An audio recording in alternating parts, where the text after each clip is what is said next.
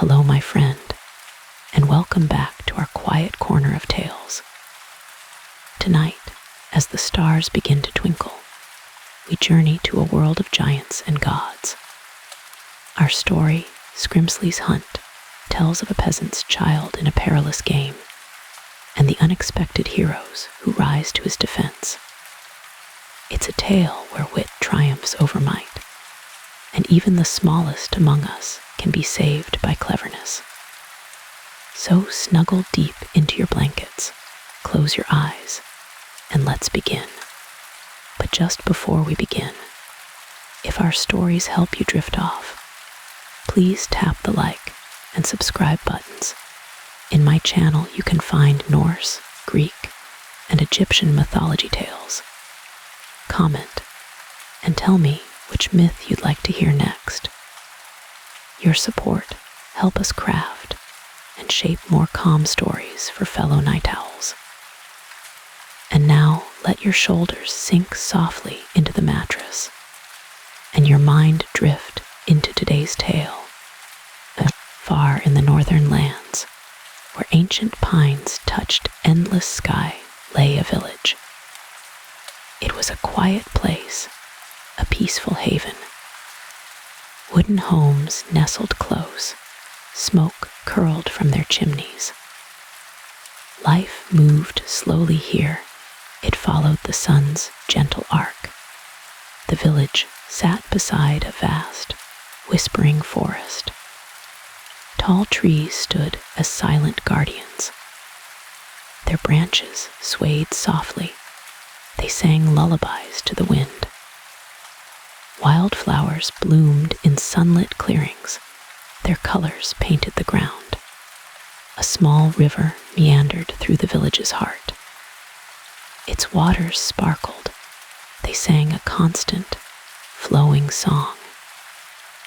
Children played by its banks. Their laughter echoed through the air.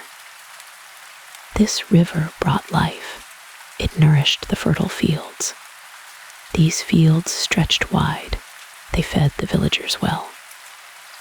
Farmers toiled with strong hands. They worked from dawn till dusk. Their harvests were bountiful. Their lives were simple, honest. Days were filled with labor. Nights brought restful sleep. Among these homes lived a family. Their cottage was small. It was built of sturdy logs. A garden flourished near their door. It overflowed with herbs. Warm light spilled from their windows. It beckoned weary travelers. The father was a man of the earth. His hands were calloused. His face was weathered by sun. He moved with quiet strength. He spoke with gentle wisdom. He loved his family deeply. His heart was full of peace. The mother was a weaver of dreams. Her fingers danced deftly. They spun threads into cloth. Her voice was soft and soothing. It carried melodies of old. She brought warmth to their home. She filled it with quiet joy. And then there was Elara. She was a child of wonder, her spirit bright and free. Her eyes held curious light. They mirrored the forest's green. Her hair, like spun moonlight, framed a thoughtful face. Elara loved to explore. She knew every path. She knew every secret glade. The forest was her playground, its mysteries her delight. She spoke to the trees. She listened to the birds' sweet songs. She imagined hidden worlds. Fairies danced in sunbeams. Trolls slept beneath old roots. Giants walked among the peaks. They touched the passing clouds. Her mind was a tapestry. It wove tales of magic. One morning, the air shifted.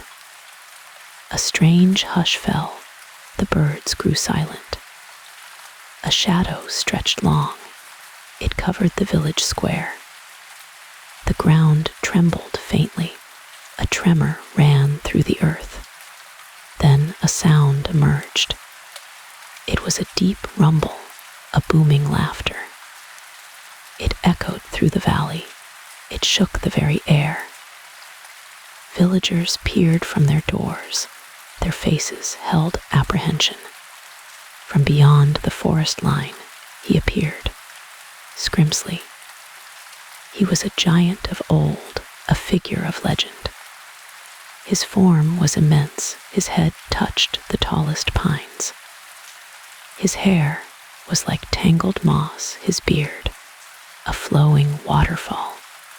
Scrimsley's eyes twinkled. They held a mischievous glint, a playful, knowing light. He strode into the village, his steps like distant thunder. Yet, his smile seemed friendly, his presence jovial. He wore clothes of woven bark. They were adorned with forest leaves. A huge, gnarled club rested on his shoulder. It looked like an ancient tree trunk. It seemed impossibly heavy. He paused in the square, his gaze swept over the homes. Greetings, small folk, his voice boomed. It resonated deep in their chests. I am Scrimsley, a traveler of realms. He chuckled then, a sound like rolling stones. I seek amusement, a challenge of wits. Fear mingled with curiosity. The villagers huddled closer. They whispered nervously. No giant had visited them before, not in living memory. This one seemed different, less menacing, perhaps. Elara, peeking from her doorway, felt a shiver. It was not of fear, it was of pure excitement. A giant, just like in her stories. Her heart thumped a quick rhythm. Scrimsley's gaze landed on Elara's father. You, old man, he pointed with a massive finger. You look wise, your eyes hold ancient knowledge. He took another booming step forward. Elara's father, though outwardly calm, felt a prickle of unease. He stepped forward slowly. He met the giant's gaze. I am but a farmer, he said. His voice was steady. No great scholar am I. Nonsense, Scrimsley laughed again. Your brow is furrowed with thought. Your hands bear the marks of toil. He tapped his chin thoughtfully. I propose a game, a contest of riddles. The villagers exchanged glances. A game with a giant. It seemed a strange request, but Scrimsley's smile was wide. It held no obvious malice. If I win, Scrimsley continued, I claim a prize, a worthy treasure, something of great value. His eyes sparkled. And if you win, he added, I shall grant a wish, anything your heart desires. Elara's father considered this. A wish from a giant. It was a tempting offer. But the prize, what would a giant consider valuable? He felt a knot of apprehension tighten. What is your prize, giant? He asked cautiously. His mind raced. He weighed the risks. He had little of great worth. His family's possessions were few. Scrimsley's eyes flickered towards Elara's cottage. A family heirloom, he boomed. Something passed down, something cherished through generations. His gaze rested on Elara's small form. Elara's heart sank. She knew what he meant. Her mother's intricately carved wooden bird, it sat on their mantelpiece. It was a symbol of their family, a token of their lineage. Or Scrimsley added, his voice dropping slightly. If no such heirloom is offered a child. His grin widened. A young one, full of spirit, a companion for my journeys. A collective gasp rippled through the village. The air grew cold. A child. The jovial giant now seemed menacing. His playfulness had a cruel edge. Elara's father felt a surge of cold dread. His blood ran chill. He looked at Elara, her wide eyes fixed on the giant. Protectiveness surged through him. He knew he must play. Refusal was not an option. A giant's whim could turn deadly. He had to save his daughter. He had to save their precious bird. Agreed, Elara's father said, his voice firm. He hoped his fear did not show. Let the contest begin, Scrimsley. He stood tall. He prepared his mind. Scrimsley's eyes gleamed. Excellent, he roared. I shall begin. He leaned down, his voice dropped to a conspiratorial whisper. I have cities, but no houses. I have mountains, but no trees. I have water, but no fish. What am I? Elara's father frowned. He thought deeply. His mind searched for the answer. It was a clever riddle, one that required careful thought. He looked at the ground, then the trees. Time stretched. The villagers held their breath. Elara watched her father, her small hands clenched. She wished she could help him. She wished she knew the answer. Then a flicker of understanding crossed her father's face. A map, he declared, his voice strong. It is a map. Scrimsley's booming laugh filled the air. Indeed, he cried. Well done, old man. Your turn. He clapped his massive hands together. Elara's father took a breath. He thought of the forest. He thought of the river. He thought of the ancient stories. I have an eye, but cannot see. I am blind, yet show the way. What am I? Scrimsley chuckled. He scratched his beard. A needle, he boomed triumphantly. A needle, of course, he clapped again. Excellent, one more each. Elara's father felt a surge of hope. He had matched the giant. Perhaps he could win this. He thought of a riddle, one his own father had taught him. I have roots that no one sees. I am taller than trees. Up, up I go, and yet I never grow. What am I? He looked at Scrimsley. He hoped the giant would falter. Scrimsley's eyes narrowed. He pondered deeply. He hummed a low tune. He paced slowly. His steps shook the earth. The villagers watched, mesmerized. Then a sly smile spread across Scrimsley's face. A mountain, he declared. A mountain standing firm, he winked. A classic old man, a fine choice. Elara's father felt a chill. The giant had answered too easily. He had not truly struggled. A gnawing sense of dread began to grow. My turn, old man, Scrimsley said. His voice was softer now. It held a cunning edge. Listen closely, for this one is tricky. He leaned in, his enormous head almost touching the rooftops. I speak without a mouth. I hear without ears. I have no body, but I come alive with wind. What am I? Scrimsley's eyes twinkled with anticipation. Elara's father's brow furrowed. He thought of echoes. he thought of whispers. He thought of the wind through the trees. But something felt wrong. The words twisted in his mind. He considered a secret. He considered a dream. He considered a story, but none seemed to fit perfectly. He felt a cold sweat prickle his skin. He looked at Scrimsley. The giant's smile was wider now. It held a knowing glint.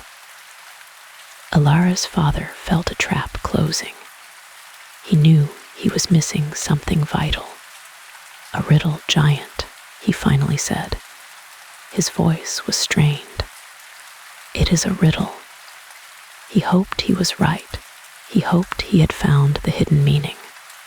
Scrimsley threw back his head. His laughter boomed. It shook the very foundations of the village. It was not a joyful sound now. It was triumphant, mocking. "Foolish old man," Scrimsley roared. "You answered with the question itself. The answer asterisk is a riddle." His laughter echoed. It bounced off the mountains.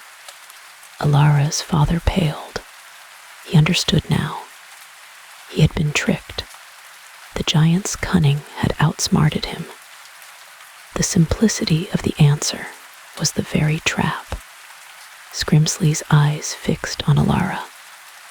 "The prize is mine," he boomed. "The child is my companion." He took a step towards her cottage. Elara gasped. Her heart pounded. No, this could not be happening. Her father had lost. She was the giant's prize. Her father rushed forward. "No, Scrimsley," he cried. "Take the heirloom. Take the bird. Please spare my daughter." His voice was filled with anguish. Scrimsley paused. He looked at the father, then at Elara. "A deal is a deal, old man," he said, his voice firm. "A contest was played, a prize was won." He knelt down, his enormous face close to Elara's. His eyes, though still mischievous, now held a strange gentleness. "Fear not, little one," he rumbled. "You shall see wonders, you shall hear tales untold." Elara felt a tear trace a path down her cheek. She looked at her father. His face was etched with despair. Her mother stood behind him, silent tears falling. "I will return for you at dawn," Scrimsley said. His voice was softer now, almost kind. "Be ready, little star. We shall begin a grand journey." He rose then. His shadow fell over the village once more. He turned and strode away. His booming laughter faded into the forest. The ground trembled for a long time. Silence fell over the village. A heavy, suffocating silence. The air was thick with sorrow. Elara's fate was sealed. The giant's whim had claimed her. The family huddled together.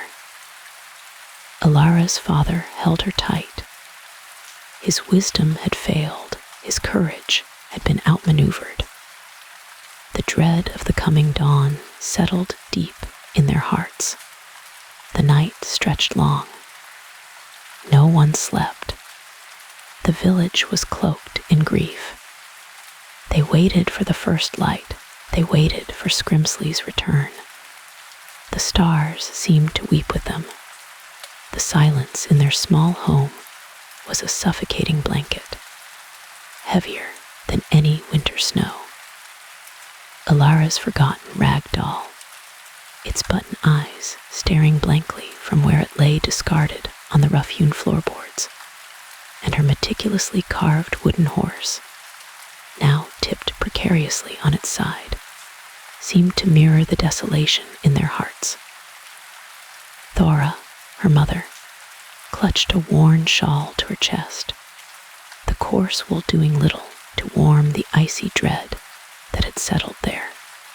Her eyes, shadowed pools of despair, were fixed on the empty doorway, as if willing their lost child to reappear. Bjorn, her father, a man usually as solid and unyielding as the ancient oaks that ringed their valley, hunched by the flickering fire, its meager warmth doing little to thaw the chill that had seeped into his bones. His strong hands, accustomed to felling trees and carving intricate designs, trembled visibly as he stared into the dancing flames, seeing not fire, but the terrifying image of Scrimsley, the mountain giant, looming over their little sunbeam. "What shall we do, Bjorn?" Thora whispered, her voice reedy and thin, barely more than a breath escaping her lips. The words seemed to hang in the air, heavy with unspoken grief. How can we live without our little sunbeam? The thought was a physical ache, a gaping wound in their souls. Bjorn shook his head slowly, the movement heavy with weariness. "We cannot simply wait, Thora. To wait is to surrender. We must act." His gaze drifted to the smoke-stained rafters, then back to the fire. Ancient tales, whispered around hearths on long winter nights, stirred in the depths of his memory. Whispers of the Aesir, of Odin, the Allfather, the wise and powerful god who oversaw all of Midgard. "The old legends," Thora began, her voice gaining a fragile, almost imperceptible strength, a tiny spark in the vast darkness. "They speak of the gods, Bjorn, of their watchful eyes upon our world." Bjorn nodded, a flicker of something akin to hope, fragile yet persistent, illuminating the weariness in his eyes. "Yes, Thora, the Aesir have always watched over Midgard. Perhaps they still do." "The sacred grove," Thora continued, her voice gaining a little more conviction, as if speaking the words aloud made them more real. "It lies deep within the whispering woods, beyond the old stone cairn." Bjorn pushed himself up from his stool, his movements stiff but resolute. The decision, once made, settled a strange calm over him. "Then we shall go there. We shall plead with them, Thora, with the Allfather himself." They moved with a quiet urgency, gathering what little they had to offer as gifts. Elara's small, intricately carved wooden bird, a vibrant blue made from carefully selected berries, and a freshly baked loaf of bread, still warm from the embers, its crust golden and fragrant. These simple offerings, born of their love and their meager means, felt like everything. The journey was arduous. The forest, usually a comforting presence, now felt thick and shadowed, its ancient trees watching silently, their gnarled branches reaching like skeletal fingers towards the perpetually dim sky. The path, barely a deer trail, was uneven, strewn with roots and damp leaves that muffled their footsteps. The air grew cooler, heavier, carrying the scent of damp earth and decaying leaves, a primal perfume that spoke of deep, untamed wilderness. The sun, a distant memory, struggled to pierce the dense canopy, casting the forest floor in a perpetual twilight. Every snap of a twig, every rustle of leaves, sent a jolt of anxiety through them. But they pressed on, driven by the desperate hope that flickered within them. The grove, when they finally reached it, was breathtaking. It was a place apart, a sanctuary where time seemed to slow, where the very air hummed with an ancient power. Massive, ancient oaks, their trunks wider than any wagon wheel, stood in a wide, perfect circle, their colossal branches interwoven to form a natural cathedral ceiling. Sunlight, filtered through the leaves, dappled the forest floor in shifting patterns of gold and emerald. At the heart of the circle, a clear, bubbling spring welled up from the earth, its water so pure it seemed to glow. A faint, almost imperceptible hum filled the air, a vibration that resonated deep within their chests, a feeling of immense, benevolent presence. The scent of pine needles and damp moss mingled with something else, something undefinable, ancient, and sacred. Bjorn and Thora knelt by the spring, the cool, damp earth beneath their knees a comforting anchor. Bjorn, his hands steady despite his trembling heart, broke the freshly baked bread. He placed one piece reverently by the spring's edge, a silent offering to the unseen forces of the grove. He offered another piece to Thora, who took it with a trembling hand and held the last piece himself. Thora, her eyes glistening with unshed tears, placed Elara's small wooden bird beside the bread. Its vibrant blue, a stark contrast to the muted greens and browns of the forest floor. The simple act felt like a profound confession of their love and loss.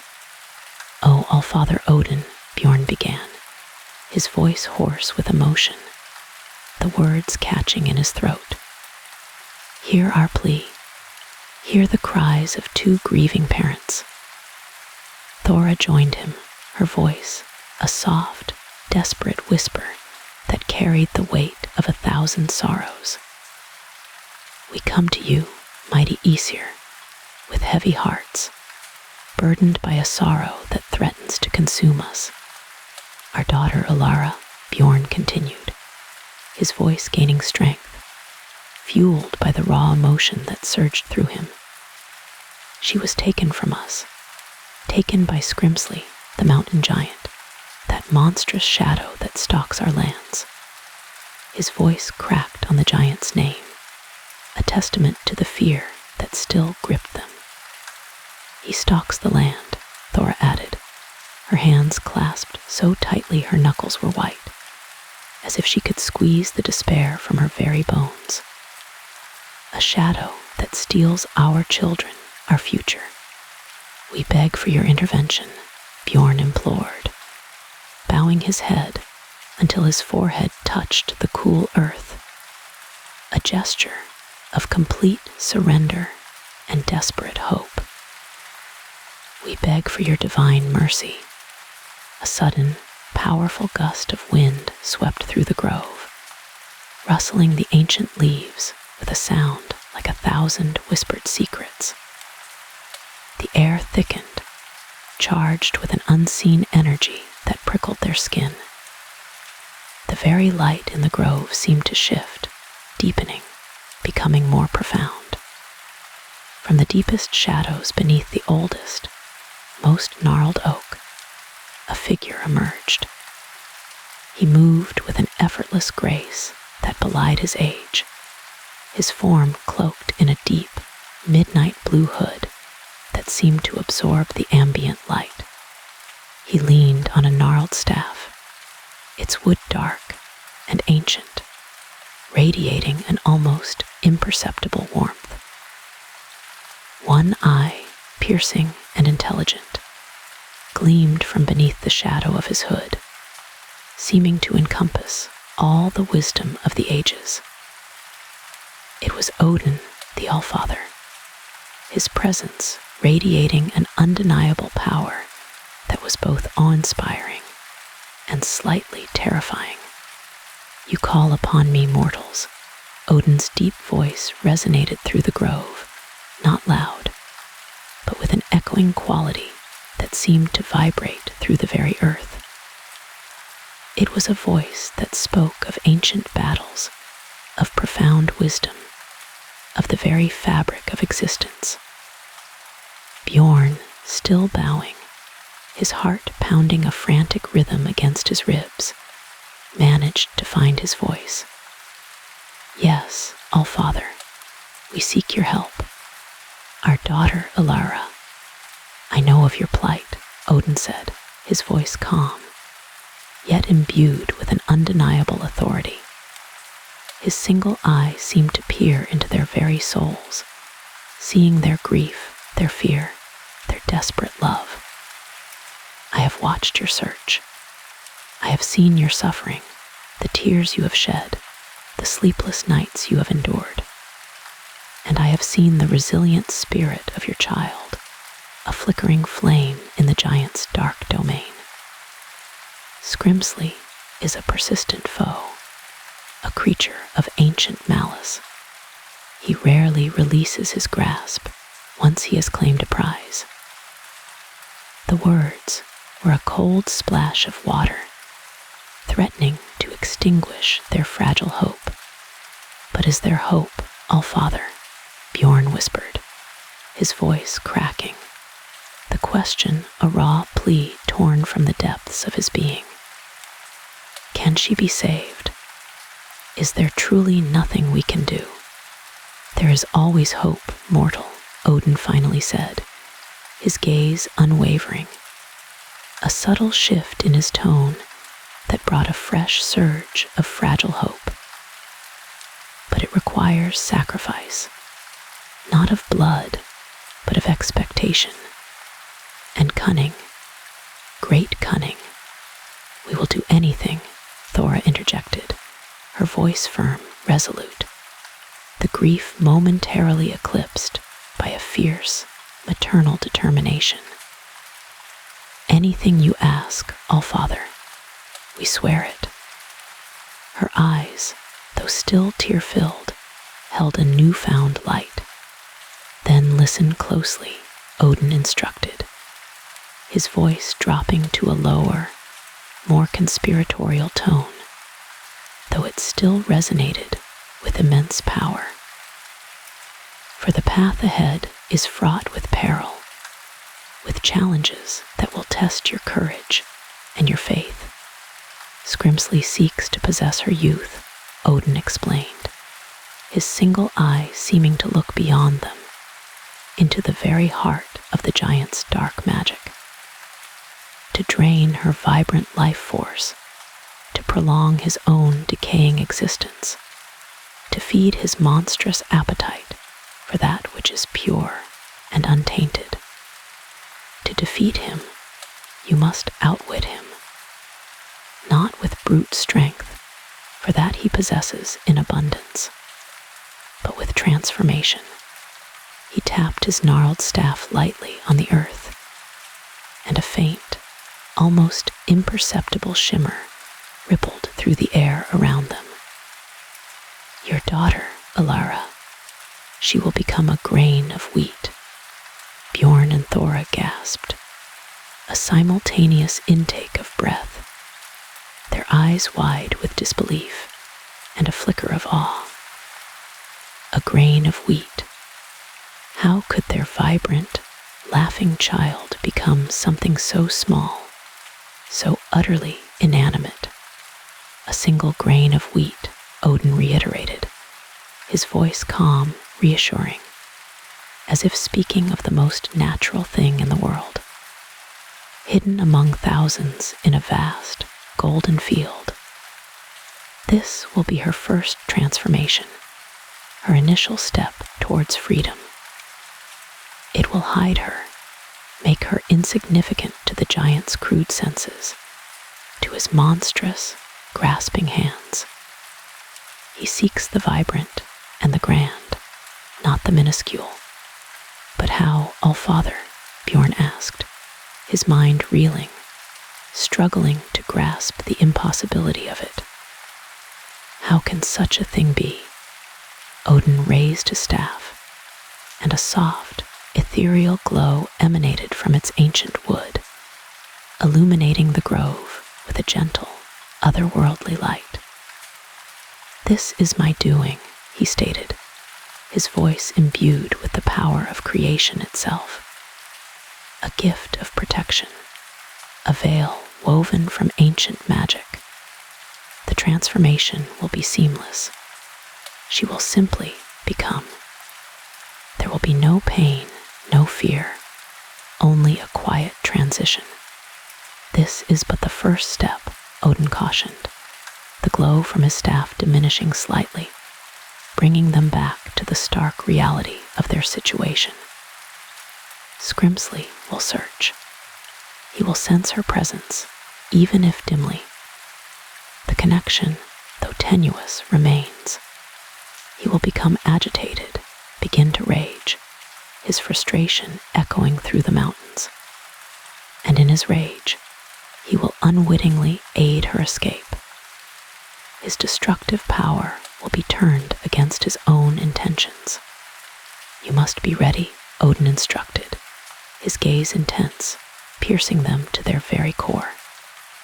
Ready for the next transformation, ready to act when the time is right. The field is vast, and the possibilities within it are endless. He paused, allowing his words to sink in, to take root in their minds. "Go now," Odin commanded, his voice firm, leaving no room for question. "Return to your home. Prepare yourselves. The transformation will soon begin. A new dawn awaits." Bjorn and Thor rose, their movements still stiff, but now imbued with a renewed purpose. They bowed deeply, a gesture of profound gratitude that words could not encompass. "Thank you, Allfather," Thor whispered, her voice thick with emotion, tears finally spilling freely down her cheeks. But these were tears of relief, not despair. "We are forever in your debt," Bjorn added, his voice choked, his heart swelling with a hope so vast it threatened to overwhelm him. Odin merely nodded, his single eye holding a depth of ancient wisdom. "Remember my words. Patience is key, and trust in the path I have laid out. The threads of fate are intricate, but they can be guided." As swiftly and silently as he had appeared, Odin vanished, leaving behind only the lingering hum of the grove and the faint scent of pine and something else, something divine. Bjorn and Thora began their journey home, the forest no longer feeling quite so oppressive. Hope, a tiny, flickering flame moments before, now burned brighter, a steady beacon in the encroaching twilight. They held onto Odin's words, to the promise of transformation, of Elara's eventual freedom. They walked in silence, a comfortable, shared silence, their minds filled with images. Thora imagined Elara, a tiny, perfect grain, hidden among countless others, safe and unseen. Bjorn envisioned the vast, golden field stretching to the horizon, a sanctuary provided by the Allfather himself. The air, though still cool, felt lighter, carrying the promise of a new beginning. They reached their home as dusk settled, painting the western sky in hues of deep purple and fiery orange. The empty doorway, which had once felt like a gaping maw of despair, now seemed to shimmer with possibility. They sat by the hearth, the fire casting dancing shadows on the walls, and the silence in the small cottage was no longer suffocating. It was filled with anticipation, with the quiet hum of a divine promise. They knew the night would be long, the giant's rage soon to begin. A distant rumble in the mountains that would herald Elara's first step towards freedom. But Odin had intervened. Elara would become something new, something hidden, something safe. They held onto that thought, a beacon in the encroaching darkness.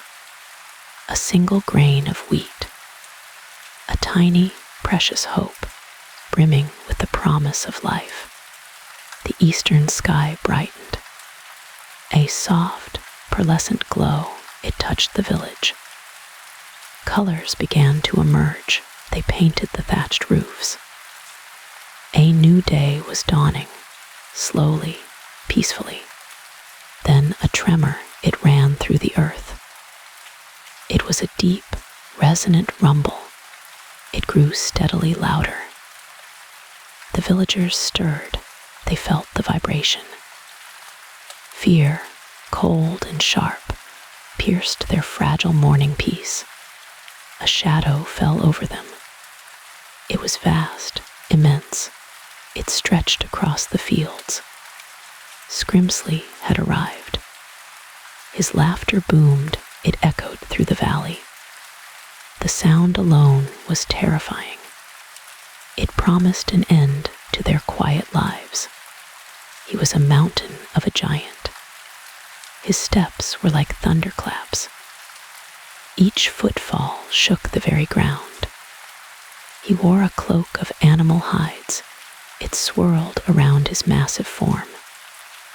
His eyes, they gleamed with a predatory light.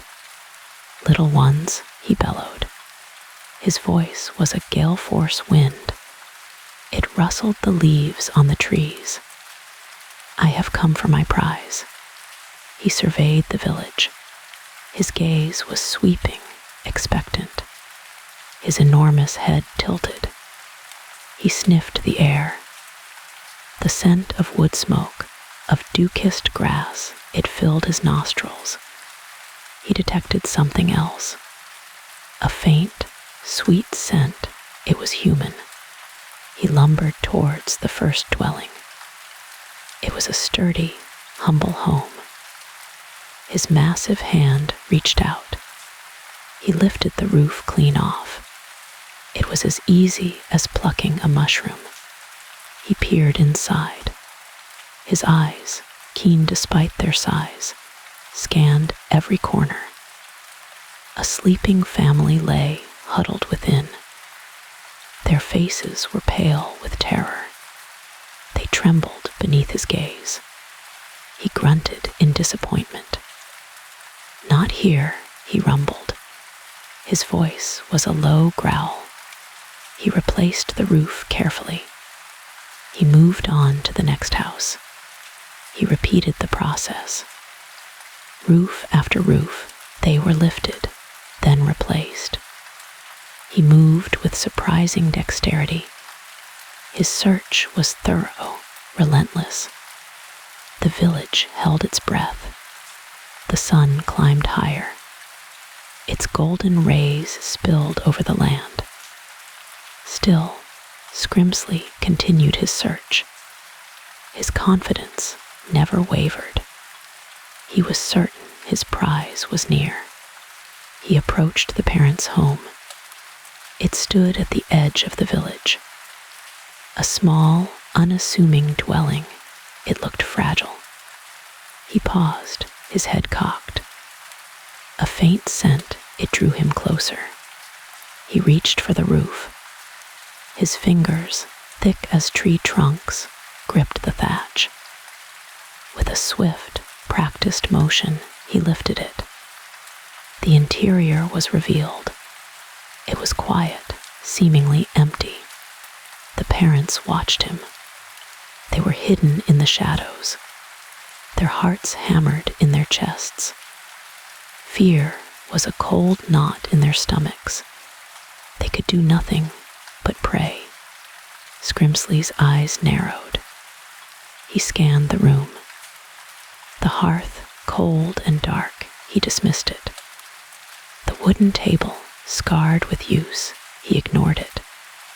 His gaze settled on the small, empty cradle. A flicker of annoyance crossed his face. "Empty," he muttered. His voice was a low rumble. He sniffed the air again. The scent was stronger here. It was sweet, unmistakable. He bent lower. His massive nose almost touched the floorboards. He sniffed along the cracks. The scent led him to a corner. A small, woven basket sat there. He reached for it. His fingers brushed against the wicker. He lifted the lid. Inside, only blankets lay folded. He tossed them aside, impatiently. "Where are you, little one?" he growled. His frustration was growing. He searched under the bed. He peered into the storage chests. The house seemed to mock him. Odin's magic was strong. It masked Elara's true form. It cloaked her essence. But Scrimsley's senses, they were ancient. They were attuned to the earth. They were not easily fooled. He stepped outside. He stood in the doorway. He closed his eyes. He took a deep, shuddering breath. He expanded his awareness. He stretched his senses outward. He felt the vibrations of the earth, the tiny movements of insects, the rustle of leaves in the breeze. He felt the life pulse of the village. And then something else. A faint hum. It was almost imperceptible. It was a resonance. It spoke of a hidden life. It came from beyond the village. It came from the wheat field. A slow smile spread across his face. It was a terrible grin. His teeth were like jagged stones. "Ah," he whispered. His voice was laced with triumph. "There you are." He strode towards the field. His steps were deliberate. Each one carried him closer. The wheat stood tall. It shimmered in the morning sun. It looked like a golden sea. He entered the field. The stalks brushed against his legs. They were like tiny needles. He began to sift through them. His massive hands moved with surprising delicacy. He parted the stalks. He peered at the ground. His eyes scanned every grain. He was searching for a particular one, a specific kernel of wheat. His frustration mounted. The field was vast. The grains were countless. He moved methodically. Row by row, he searched. His patience was legendary. "You cannot hide forever," he muttered. His voice was low, menacing. He bent closer to the ground. His nose almost touched the earth. He sniffed intently. The scent was stronger now. It was unmistakable. He was getting closer. His eyes gleamed with renewed purpose. He would not be denied. The parents watched him. They were still hidden. Their hearts hammered. They knew what he sought. Their precious child, Elara. They saw his movements, his giant hands working, his methodical search. He was like a reaper, but for life. He was harvesting their fear. He moved closer to the specific area, the one where Elara lay hidden. The golden grains shimmered around her. She was a tiny, precious secret. He was almost there. His fingers hovered over a cluster of stalks. His immense shadow fell upon her. She was almost within his grasp. Panic seized the parents. It was a cold, gripping fear. They had to act, but what could they do? They were powerless. They were mere mortals. Then a name, it burst from their lips. It was a desperate plea, a cry for help. Honir, they screamed. Their voices were raw. The name echoed. It carried on the breeze. It reached the ears of the silent god. Honir, the swift. Honir, the quiet one. Honir heard their plea. He was always listening. He felt the ripple of danger. It emanated from the field. It spoke of a child in peril. He appeared instantly. He was a blur of motion. He was a wisp of wind. He was there, then gone. His presence was almost imperceptible. He saw the giant. He saw his immense hand. It was reaching for the wheat. He saw the tiny, hidden form. He saw Elara. He acted without hesitation. His magic was subtle. It was swift. It was a whisper, not a roar. It was a transformation. Elara shimmered. Her form shifted. The golden grain softened. It lightened. It changed. She was no longer wheat. She became something else. Something delicate. Something ethereal. Something carried on the air. She became a piece of swan's down. Soft, white, and weightless. It drifted upwards, carried by an unseen current. It floated above the giant's hand. It was utterly free. Scrimsley's fingers closed. They grasped at empty air. He frowned. He looked at his hand. He looked at the wheat. He sniffed again. The scent, it was gone, vanished, as if it had never been there. He was baffled. He was enraged. No, he roared. His voice shook the field. He tore at the wheat. He ripped it from the earth.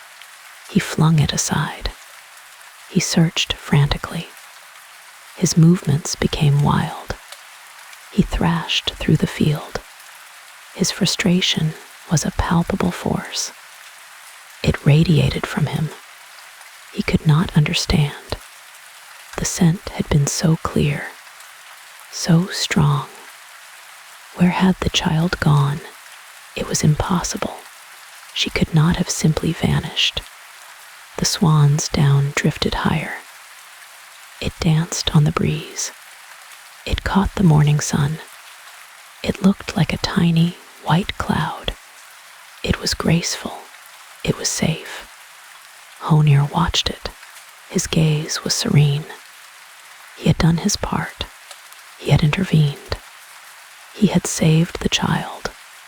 He vanished as swiftly as he came. A mere ripple in the air. A fleeting shadow. The parents saw nothing. They only felt a sense of relief. Scrimsley continued his rampage. He uprooted acres of wheat. He searched every inch of the field. His anger grew with each fruitless moment. He stomped his foot. The ground trembled violently. "You cannot hide from Scrimsley," he bellowed. His voice was a thunderous roar. But Elara was hidden. She was protected. She was beyond his reach. She was a whisper on the wind, a feather in the sky. The giant raged. His fury was immense. He had been outwitted. He had been denied his prize. It was an insult. It was unforgivable. He eventually stopped. He stood amidst the ruined field. His chest heaved. His breath came in ragged gasps. He was defeated. He turned his gaze to the village. His eyes were cold. They held a terrible promise. He would remember this. He would not forget. He turned and lumbered away. His steps were heavy. They lacked their former confidence.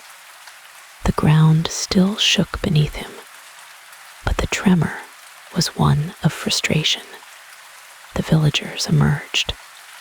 They saw the devastation, the ruined field, the uprooted trees.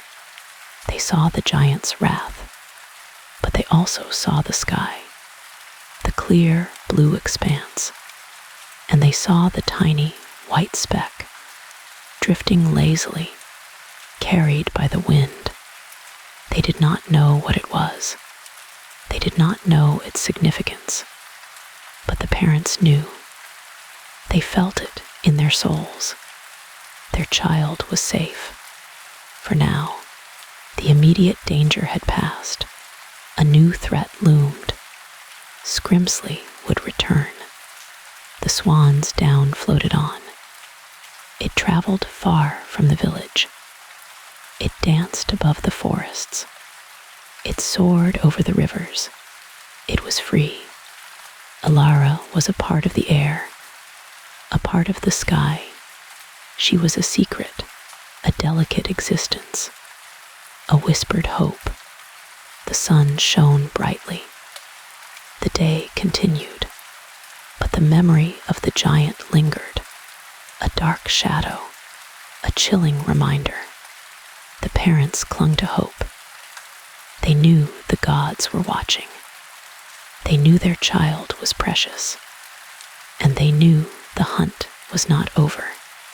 The swan's down landed softly. It settled on a distant shore. It rested amongst the reeds.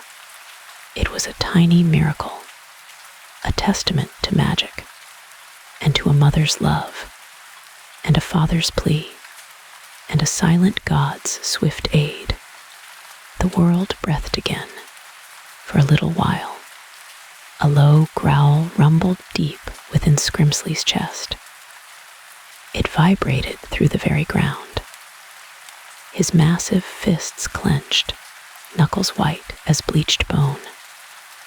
The wheat, his precious golden wheat, was gone, just gone. His roar tore through the quiet morning. It ripped through the ancient trees. Birds startled from their nests, scattering like flung pebbles. Squirrels chattered in alarm, scurrying up rough bark. The forest itself seemed to tremble. Leaves shivered on their branches. The very air pulsed with his fury. He stomped one enormous foot. The earth quaked under the force. A small tremor rippled outwards. It shook the dew from distant spider webs. Scrimsley's eyes, the color of storm clouds, darted across the field. He searched for any sign, any small clue. His gaze swept over the flattened stalks. He saw only emptiness, a vast, unsettling void. The child, that tiny, troublesome child, had vanished without a trace. How could such a small creature disappear so completely? It defied all reason. It mocked his immense power. He knelt, his huge body dwarfing the field. His rough fingers scraped at the soil. He found nothing. No footprints, no disturbed earth, not even a broken stalk. It was as if the wheat had simply evaporated. Or perhaps the child had. His frustration mounted. It simmered just below the surface. It threatened to boil over. He let out a frustrated huff. It stirred up dust from the dry ground. He rose again, his massive frame casting a long shadow. He scanned the distant horizon. Perhaps the child had fled far away, beyond his sight, beyond his reach. He imagined the small figure running tirelessly, escaping his grasp. The thought infuriated him further. He would not be outwitted, not by a mere child, not by anyone. Scrimsley lifted his gaze to the sky. He searched the vast blue expanse. He looked for any movement, any fleeting shadow. He knew the child possessed abilities beyond mortal understanding. But this was something else entirely. It was cunning. It was deception. It was a trick. He knew it in his bones. He could feel it in the air. He stretched his neck, craning his head upwards. His eyes, usually so sharp, saw only the endless blue. A few wispy clouds drifted lazily by. They offered no answers. They held no clues. He growled again, a deeper, more resonant sound this time. It vibrated through the very air.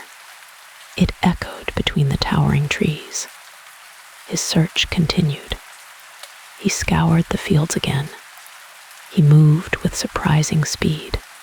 Despite his size, his strides covered vast distances, each step a thunderous thud.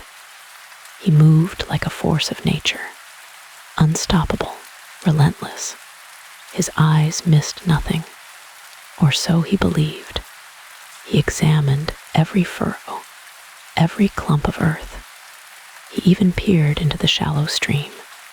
Its waters rippled innocently. They offered no secrets. He stomped towards the edge of the forest. The trees loomed tall and dark, their branches intertwined overhead. They formed a dense canopy.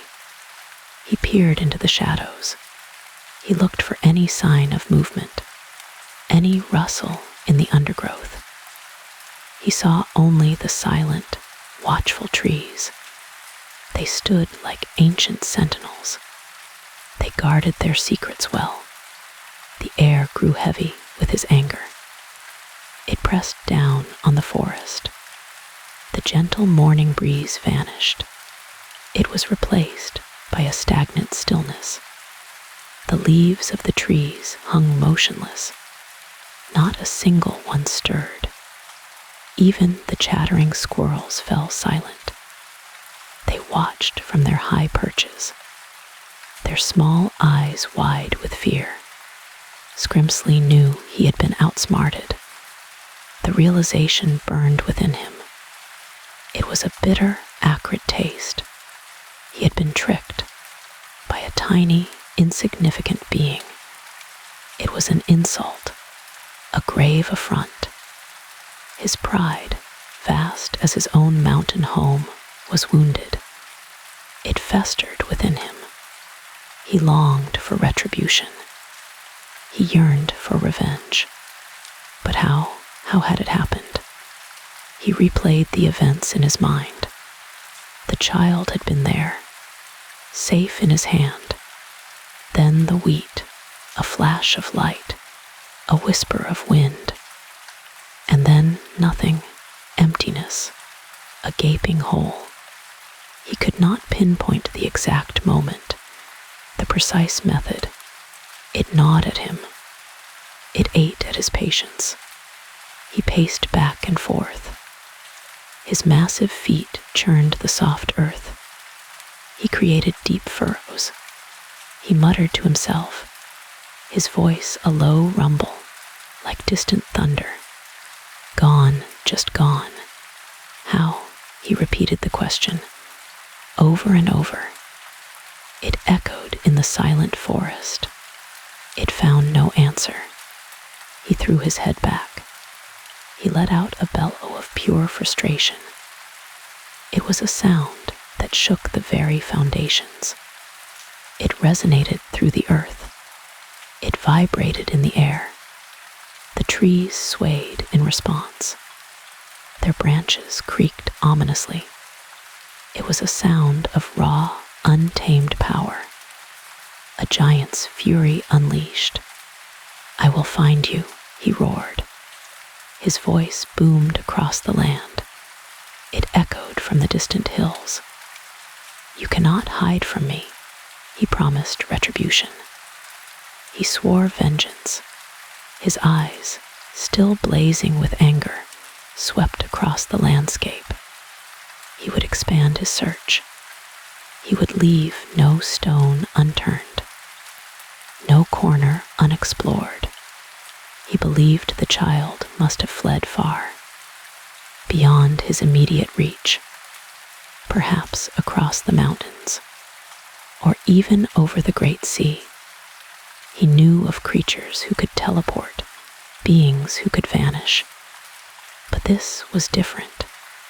This felt like a cunning trick, a subtle deception, not a raw display of power. He would follow the child to the ends of the earth. If necessary, he would track them down. He would recover his stolen wheat, and then he would deal with the child once and for all. He imagined crushing the tiny figure between his thumb and forefinger. The thought brought a grim satisfaction, a momentary calm. Meanwhile, nestled high above, Loki watched. He was perched on a sturdy branch of an ancient oak tree. Its leaves provided perfect cover. He was hidden from view, from Scrimsley's enraged gaze. He had been there the whole time, since the very beginning. He had witnessed everything, every frantic chase, every clever evasion. A faint smile played on Loki's lips. It was a knowing smile, a mischievous smile. His eyes, keen and intelligent, glittered with amusement. He watched Scrimsley's bluster, the giant's impotent rage. It was truly entertaining. Better than any play, more thrilling than any hunt. He adjusted his position slightly. He leaned back against the rough bark. His long, slender fingers toyed with a loose leaf. He had seen the gods' subtle interventions, the gentle nudges, the timely distractions, the almost imperceptible aid. It was masterful. It was elegant. It was almost too perfect. Loki admired their cunning, their quiet power. They hadn't directly intervened, not overtly at least. They had simply guided fate. They had subtly manipulated events. They had pulled invisible strings. It was a dance, a delicate ballet, a game of wits, and they were winning. For now, he watched the small white flakes drift. They floated on the gentle breeze, like miniature snowflakes or tiny feathers. They spiraled downwards, slowly, gracefully. He recognized them immediately. The soft, downy feathers from a swan, a beautiful, pure white swan. His eyes followed their descent. They drifted towards a nearby lake. Its surface gleamed like polished silver. In the morning light, the feathers settled gently. They landed on the calm water. They floated like tiny boats. They bobbed softly with the currents. A thought sparked in Loki's mind. It was a sudden flash of insight, a brilliant idea. It was mischievous. It was cunning. It was perfectly Loki. His smile widened. It stretched across his face. His eyes twinkled with anticipation. A new plan began to form in the depths of his clever mind. He watched the last of the feathers land. They created tiny ripples on the water's surface. He knew what they meant. He understood their significance. The child had transformed into a swan, a magnificent, graceful swan, and had escaped. Once again, the child was clever, very clever, but Loki was cleverer, or so he believed. He hummed a low tune, a small, self-satisfied sound. He had seen the child's flight. He had observed the transformation. He understood the magic, the intricate workings. His plan began to solidify. It took shape in his thoughts. It was intricate. It was layered. It involved deception. It involved trickery. It involved a touch of chaos, just enough to make it interesting, to make it memorable. He would not chase the child, not directly. He would not confront Scrimsley, not openly. He would use his own unique talents, his gifts for manipulation, his mastery of illusion. He would play a different game, a more subtle game, a game of shadows and whispers. He imagined the child, now a swan, gliding serenely on the lake, unaware of his watchful gaze, unaware of the new danger, the danger that lurked, not in Scrimsley's fury, but in Loki's cunning. The atmosphere shifted. The desperate escape was over. The immediate threat had passed. Now a new tension emerged, an anticipation of clever trickery, of intricate schemes, of Loki's unique brand of mischief. The game was about to change, and Loki was ready. He was always ready for a new game, for a new challenge. He stretched languidly, like a great cat, his eyes still fixed on the distant lake. The swan's down, a tiny, innocent clue, a key to his next move, the next stage. In this elaborate, mythological dance, he chuckled softly to himself, a low, throaty sound. The forest remained silent, but the air around Loki seemed to hum with unspoken possibilities, with unfolding mischief. The sun climbed higher. Its warmth spread through the trees. Scrimsley's roars still echoed, fading now. Into the distance, a new chapter was beginning. A chapter of cleverness, a chapter of cunning, a chapter of Loki. He smiled again, a truly wicked smile. He knew exactly what he would do, and it would be glorious. It would be utterly delightful. For him, at least. The child, perhaps, would not agree, but that was part of the fun, wasn't it? He pushed himself up from the sturdy branch. He stretched his long limbs. He prepared to descend, his mind already racing with the intricacies of his new plan. The lake shimmered in the morning light. The swan's down floated, innocently, on its surface, a silent invitation to Loki's next grand scheme. The swan's down drifted gently. It settled upon the water's calm surface. A figure descended from the twilight sky. It was Loki, the trickster god. He landed softly beside the weary parents. Their faces were streaked with tears. Their eyes held a profound exhaustion. Hope seemed to have abandoned them. They slumped against a gnarled tree. Their shoulders sagged beneath an invisible weight. Loki approached them with a light step. A faint smile played on his lips. His eyes, though, held a knowing glint. He observed their deep despair. He understood their silent agony.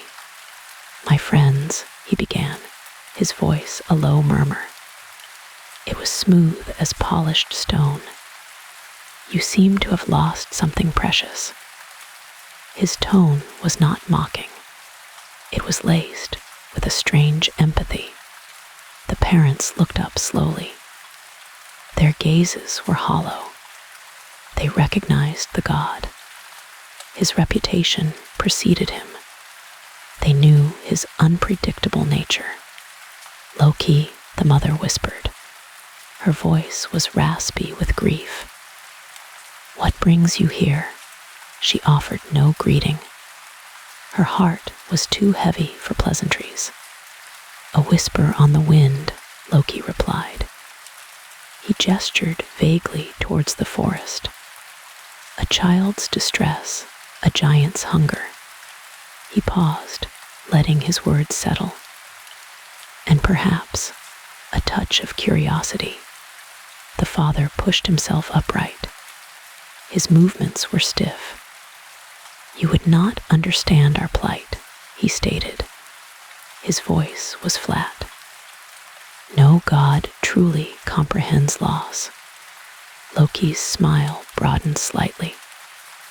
"Ah, but I have known many kinds of loss," he countered.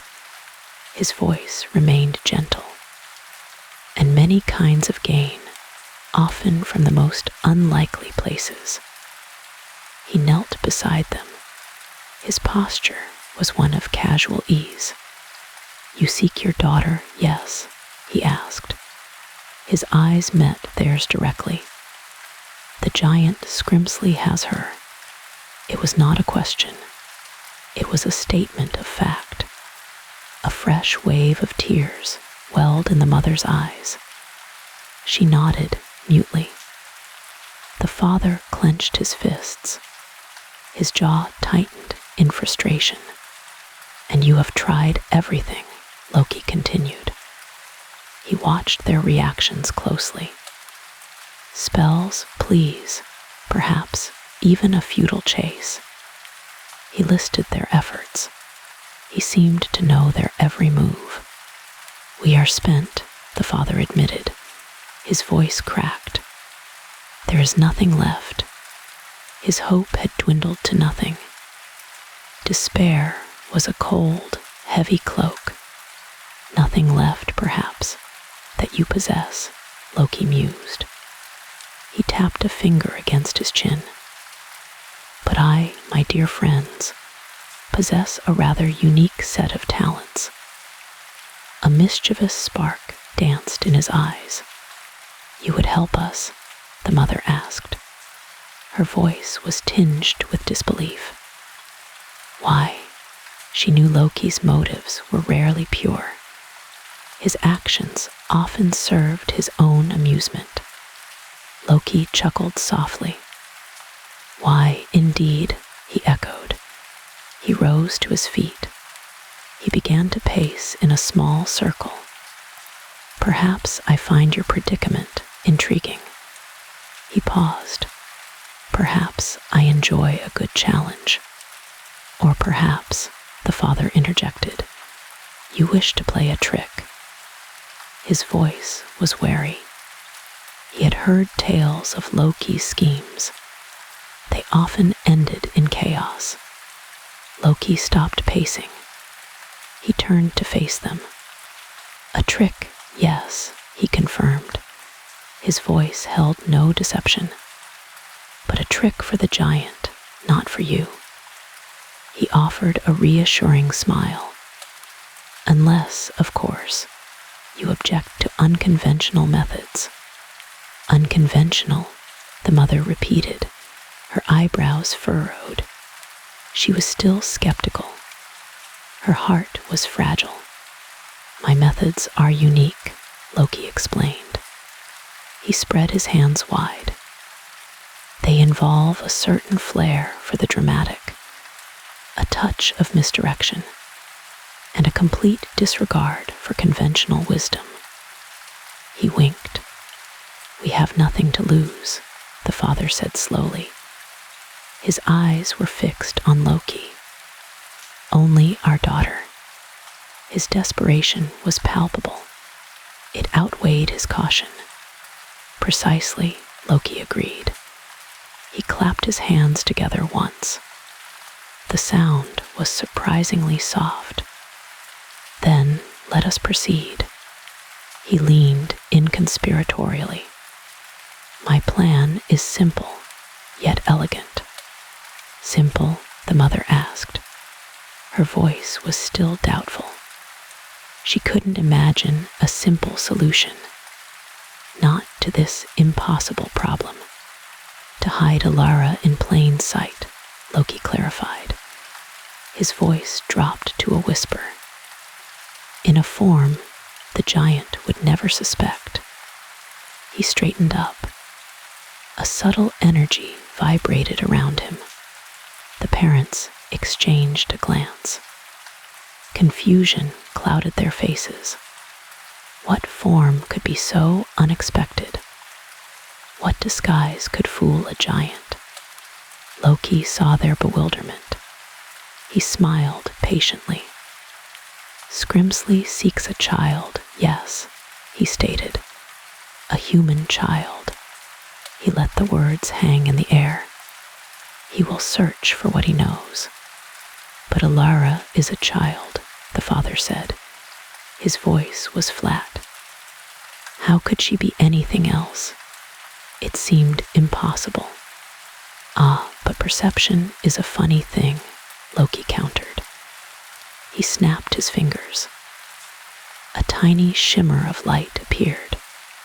It danced in the air before them. What if Elara were to become something else entirely? He walked over to the edge of the lake. He knelt down.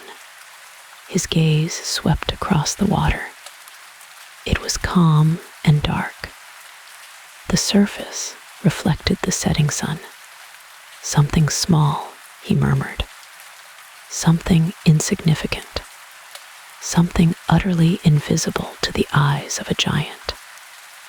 He dipped a hand into the cool water. He stirred it gently.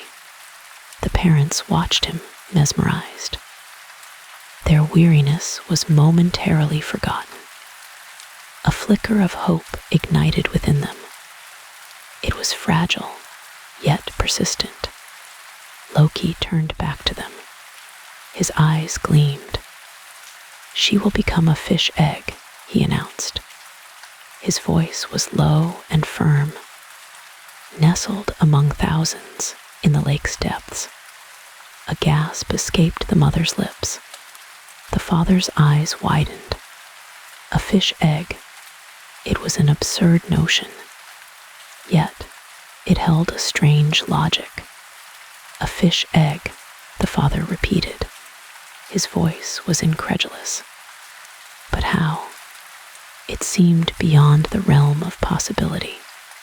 With a flick of my wrist, Loki said simply. He held up his hand. His fingers wiggled playfully. And a touch of divine magic. He extended his hand towards them. Bring her to me. The parents hesitated. Fear mingled with the nascent hope. Could they trust this unpredictable God? Could this truly work? The mother looked at her husband. Her eyes pleaded for reassurance. He nodded slowly. His desperation outweighed his doubt. They carefully unwrapped Elara. She was still asleep. Her small form was peaceful. Her breathing was shallow. They placed her gently into Loki's outstretched hands. Loki held the sleeping child. His gaze softened for a moment. A rare tenderness touched his features. Then, his eyes hardened with resolve. He muttered an incantation. His voice was a low hum. It vibrated with ancient power.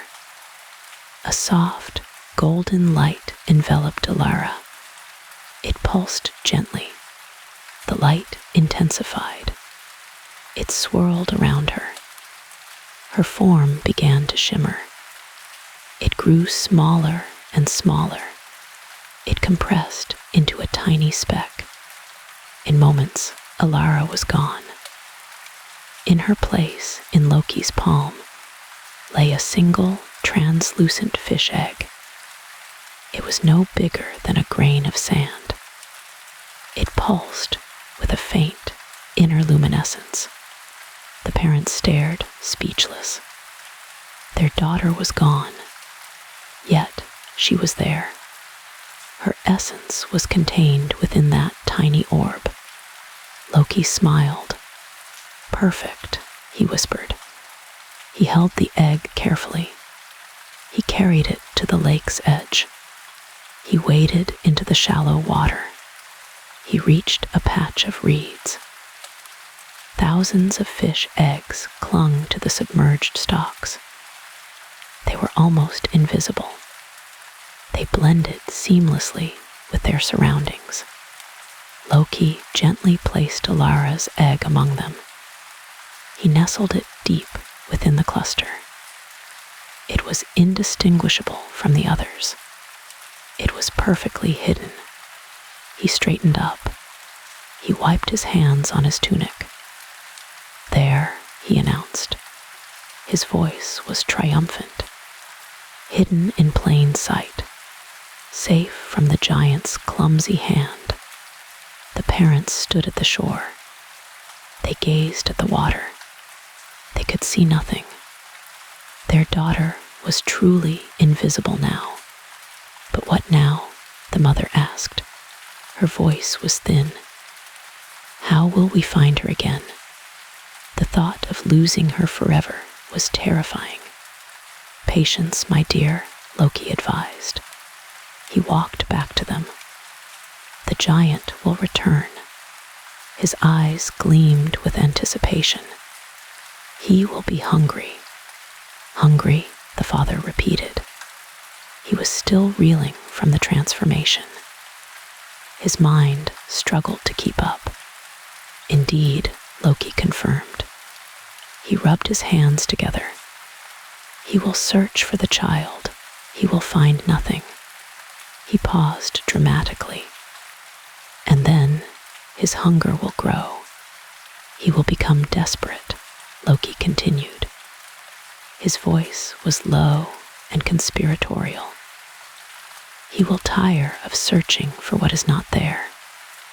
His plan was unfolding perfectly. "And then," he announced, his voice rising slightly, "he will do what all giants do when frustrated and famished." He gestured towards the lake. "He will seek sustenance from the earth itself. He will cast his nets into the lake," Loki explained. His eyes sparkled with mischief. "He will gather the fish, and with the fish, he will gather the eggs." He winked. The parents gasped. The realization dawned on them. The giant would unwittingly gather Elara. He would bring her directly to them. "But then what?" the mother asked. Her voice was urgent. "How do we get her back? The giant would surely consume the fish. And the eggs." Loki's smile widened. "Ah, that is the final, most delightful part of the trick," he said. His voice was filled with relish. "The giant's own hunger will be his undoing." He leaned in closer. His voice dropped to a whisper. "He will bring the fish to his lair. He will prepare them for a feast." He paused for effect.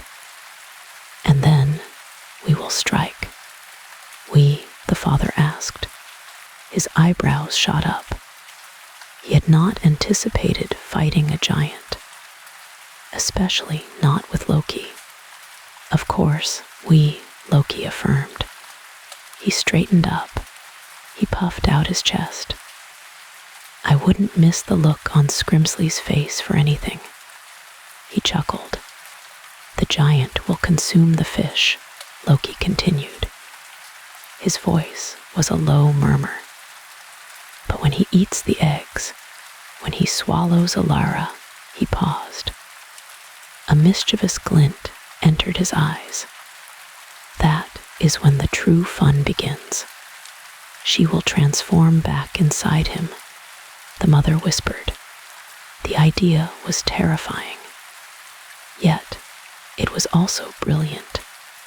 Not quite, Loki corrected. He shook his head. She will remain in her egg form, but her magic will awaken. It will stir within the giant's belly, he smiled, and it will cause him considerable discomfort. Discomfort, the father repeated. He imagined a giant's indigestion. It seemed a mild punishment. An unbearable itch, Loki clarified. His eyes twinkled. A tickle that cannot be scratched. A burning sensation that grows and grows. He laughed softly. He will be driven to madness. He will thrash and writhe, Loki elaborated. His voice was laced with delight. He will tear at his own flesh. He will curse the very ground he stands on. He painted a vivid picture, and in his agony, Loki concluded, his voice a triumphant whisper, he will expel everything within him, including our precious Elara. He gestured towards the lake, and she will be free. The parents looked at each other. The plan was audacious. It was dangerous. It was utterly, completely low-key. Yet it offered hope, a tangible path to retrieve their daughter. They had exhausted all other options. This was their only chance. We will help you, the mother said. Her voice was firm. Her resolve had returned. Anything, the father added. His eyes were determined. Just bring her back. Loki nodded. His smile was genuine now, or as genuine as Loki's smiles ever were. Excellent, he declared. Then let us prepare. The sun dipped below the horizon. The forest grew darker. A chill wind swept through the trees. But in the hearts of the parents, a spark of warmth had been rekindled. It was a fragile flame, but it was hope nonetheless. Loki watched the last sliver of light vanish. His eyes glowed in the dimness. The stage was set. The giant would soon return, and Loki, the master of mischief, was ready to play his part. The hunt for Scrimsley had truly begun, and its next act promised to be quite entertaining. Scrimsley fumed, a dry, parched anger that scoured his throat like desert winds. He craved refreshment, not a mere puddle, but a vast, cool lake, deep enough to drown a mountain, wide enough to swallow the horizon. The very thought of its shimmering surface, its cool depths, sent a shiver through his colossal frame, a shiver of anticipated relief. Loki, ever the meticulous architect of chaos, watched from a distant, shimmering cloud, a subtle, knowing smile playing on his lips. He had merely whispered a thought, a fleeting image of crystal clear water, into the giant's mind, a seed planted in fertile ground. Scrimsley's path, once aimless, now curved with an inexorable pull toward the shimmering promise of the water. The giant lumbered, each ponderous step a seismic event that shook the very foundations of the earth. Ancient trees, their roots gnarled and deep, swayed like slender reeds in his wake. The air once still and heavy, began to stir. A cool, refreshing breeze carrying the distinct, earthy scent of damp soil and ancient moss, a promise of the aquatic haven ahead. Soon, the shimmering expanse of the lake revealed itself, a colossal, glittering mirror under the fading, bruised purple hues of the setting sun. Dragonflies, their wings a blur of iridescent sapphire, and emerald, zipped and danced above its surface, oblivious to the impending tremor. Scrimsley knelt, his massive frame dwarfing the entire shoreline, casting a long, undulating shadow that stretched across the water like a monstrous, encroaching night. His thirst burned, a searing inferno in his gullet, a torment that had plagued him for days. With a soundless sigh that rippled the lake's surface, he plunged a hand the size of a small, sturdy fishing boat, into the cool, welcoming water. The impact sent concentric ripples spreading outward, disturbed the placid surface, and scattered schools of startled fish like flung jewels. He scooped a colossal handful, the water cascading in miniature waterfalls from between his fingers. Dozens of fish, their scales flashing like scattered coins, flopping frantically within his grasp. He drank deeply, a gurgling, primal sound swallowing fish whole, barely registering their frantic struggles. This was only the start. His hunger, a deep, cavernous void, gnawed relentlessly at his insides. He repeated the action again and again, the lake's level subtly but steadily receding. Elara, a tiny, translucent fish egg, no bigger than a grain of sand, clung with desperate tenacity to a slender strand of waterweed. Her parents, Valen and Thora, larger fish, but still insignificant motes in the grand scheme of the lake, watched from the murky safety of a cluster of reeds, their hearts hammering against their ribs. "He's eating them," Thora whispered, her voice a reedy tremor, her usually vibrant scales dulled by fear. "Our kin, our friends, swallowed whole." Valen, ever the pragmatist, nudged her with his snout, his eyes fixed on the churning water near the giant's hand. "Elara, she's still in there. We have to hope."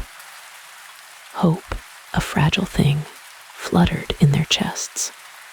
Elara felt the sudden, terrifying surge, a violent current that ripped her from her anchor. Hundreds of other eggs, a swirling, chaotic vortex of nascent life, were caught in the same terrifying maelstrom. She was lifted, abruptly, violently, out of the familiar, comforting embrace of the water. The air felt strange, alien, dry, and suffocating against her delicate shell. Through the swirling chaos, she saw the colossal, horrifying landscape of the giant's fingers, then the terrifying, cavernous darkness of his palm. Water roared around her, a deafening echo in her tiny world. She was swept along, bumping against other eggs, a dizzying, disorienting ride. Then, with a lurch, she was falling. She landed with a gentle, improbable thud, not in the dark maw of his throat, but on the vast, surprisingly textured expanse of his thumb, a capricious trick of the current, a momentary eddy in the monstrous torrent. She clung, a microscopic dot of life, her tiny, nascent instincts screaming for purchase. Her parents, witnessing this impossible reprieve, gasped in unison. "She's out. Thora cried, a fragile blossom of joy unfurling in her heart. But Dvalin's relief was short-lived, quickly overshadowed by a fresh wave of dread. He'll scoop again. She's still in danger. A single tremor, a careless twitch, and she's lost. Scrimsley, blissfully oblivious to the drama unfolding on his skin, wiped his mouth with the back of his hand, a gesture that sent a tremor through his colossal frame. Elara felt the earth-shaking vibration, nearly lost her precarious grip.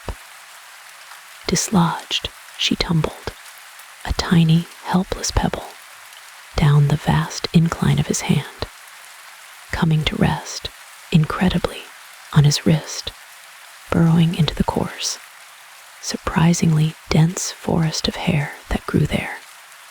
The giant sighed, a sound like a distant, approaching storm rumbling deep within his chest. His thirst was partially quenched, a temporary reprieve, but the gnawing hunger remained, a bottomless pit within him.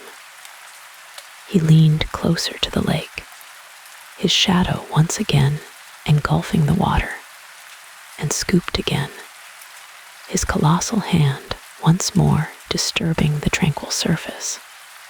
Dvalin and Thora watched, their hearts pounding a frantic rhythm against their gills. Elara, a tiny, almost imperceptible glint, clung to the vast terrain of his wrist. A miracle, yes, but for how long? The lake churned relentlessly, its surface a maelstrom of disturbed water and scattered fish. Scrimsley continued, scoop after scoop, his thirst seemingly insatiable, his hunger a constant, demanding companion. The sun dipped further, painting the sky in fiery oranges and bruised purples, its light fading to a dim twilight. Elara felt the rhythmic jolts of his movements, the sloshing of the water, the thunderous gulping that echoed through his massive body. Loki, perched on his cloud, watched with detached amusement, a puppeteer observing his unwitting players. Scrimsley paused, a momentary lull in his relentless consumption, a brief satisfaction settling over him. He burped, a booming echo that reverberated across the lake and through the surrounding forest, rattling the leaves on distant trees. Elara, clinging precariously to a single, coarse hair on his wrist, felt the seismic tremor.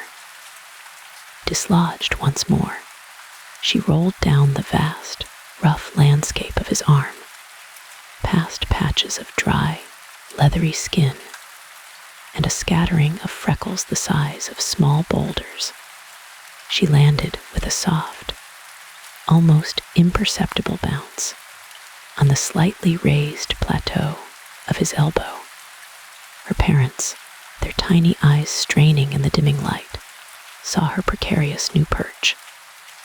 "She's on his elbow now," Thora whispered, a fresh wave of despair washing over her, her voice thin and reedy. "He'll move his arm, he'll stretch, she'll fall again, and this time there might be no miracle." Dvalin nodded grimly, a silent acknowledgement of their powerlessness. "We can do nothing but watch and hope." But hope felt like a dwindling ember in the face of such overwhelming odds.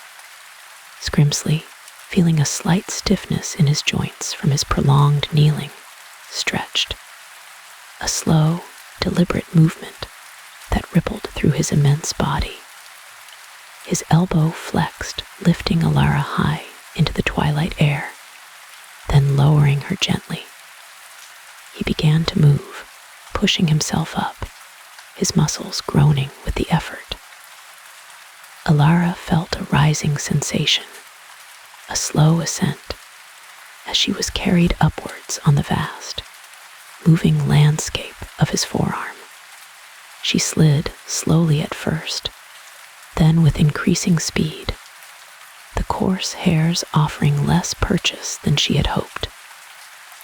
Panic, a primal, microscopic terror, flared within her. She was falling again. She bounced with surprising gentleness off the vast, leathery expanse of his knee. A soft, almost cushioned landing, then rolled down the long, sloping terrain of his shin.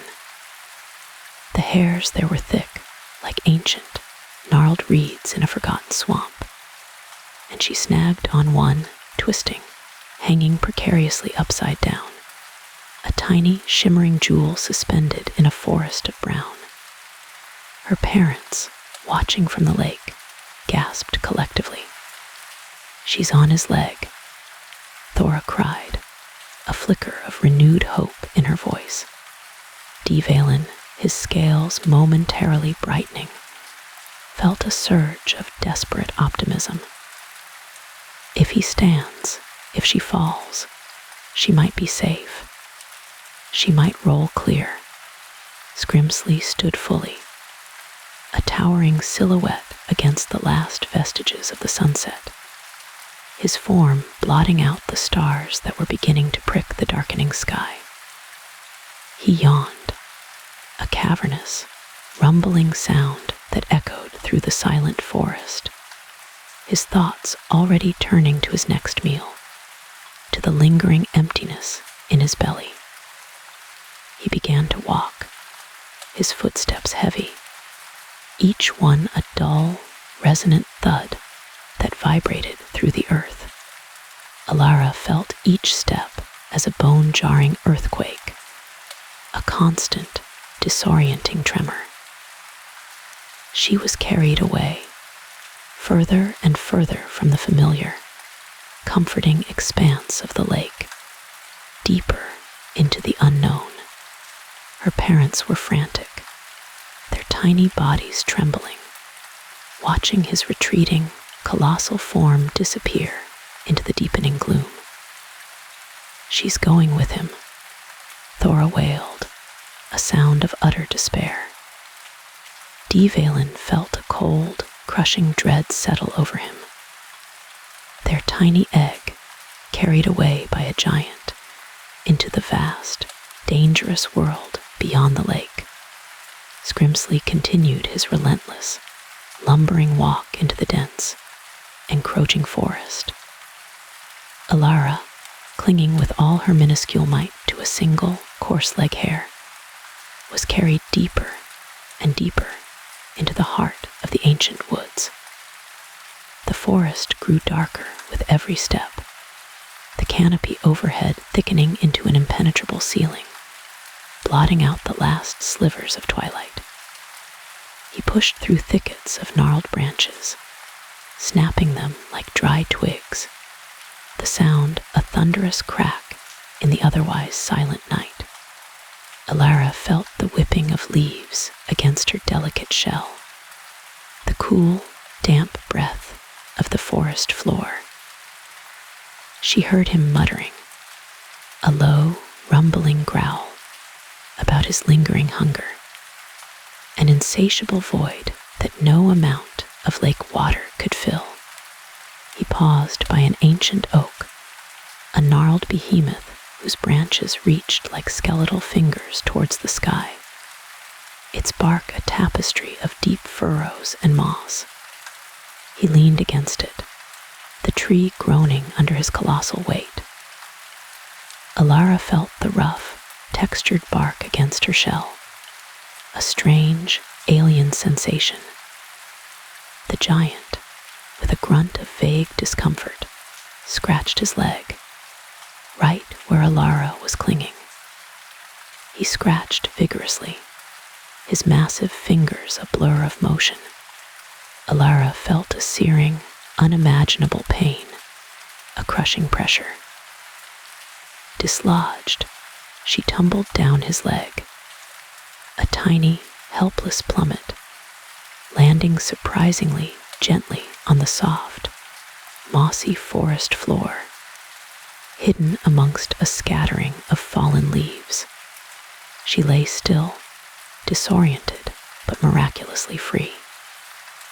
The giant, utterly unaware of the tiny life he had just dislodged, continued to scratch, his mind already moving on to other discomforts. He pushed off the ancient tree, its branches swaying as if in relief, and resumed his hunt, his heavy footsteps echoing through the silent woods. His massive foot came down perilously close to her, a gust of displaced air ruffling the leaves around her, but she remained untouched. He walked on, his footsteps slowly fading into the distance, growing fainter and fainter until they were swallowed by the vastness of the night. Elara was safe for now, but utterly, profoundly alone. Her parents, back at the lake, had long since mourned, assuming her lost to the giant's insatiable maw. They huddled together, two small specks of sorrow in the vast, indifferent lake. Elara, meanwhile, lay perfectly still, gathering her bearings, her tiny, nascent senses overwhelmed by the unfamiliar world around her. The forest floor, with its damp earth, its rustling leaves, its unseen creatures, was a strange new world, a stark contrast to the watery world she had known. She was still an egg, utterly dependent on chance, a fragile vessel of potential. Her survival, a statistical improbability, felt like an improbable miracle.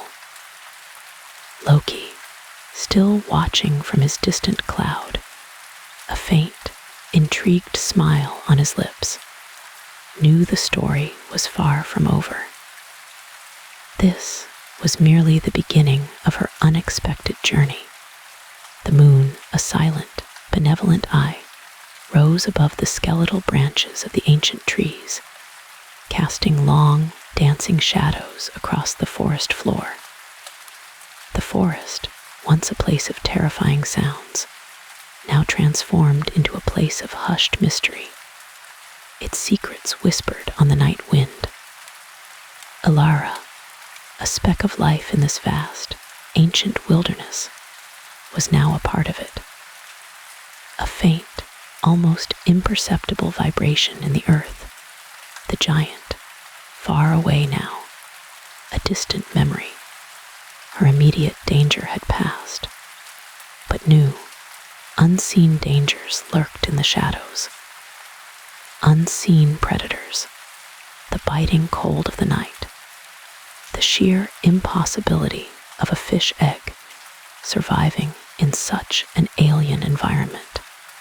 The night deepened, the forest settling into a profound silence broken only by the rustling of unseen creatures and the gentle sighing of the wind through the trees. Elara was utterly alone, yet a strange sense of peace settled over her. She had survived the giant, a feat that defied all odds, a testament to an unseen resilience. Her tiny, fragile shell, a translucent testament to life's tenacity, held the promise of a future, a life yet to unfold. The air grew colder, a damp chill seeping into the mossy ground.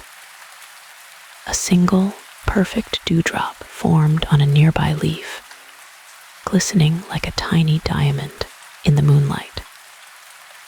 The forest, ancient and indifferent, settled into its timeless rhythm. Elara lay, a silent, fragile hope, a testament to the unpredictable currents of fate. Her journey was far from over. It had only just begun. The forest floor was damp, soft, a strange new cradle. She felt the minuscule movements of unseen insects, the gentle stirrings of the earth beneath her.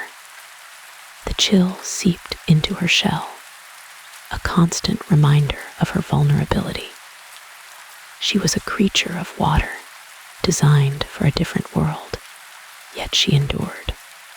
Her life force, though tiny, was strong, a flicker of defiance against the vastness of the wilderness.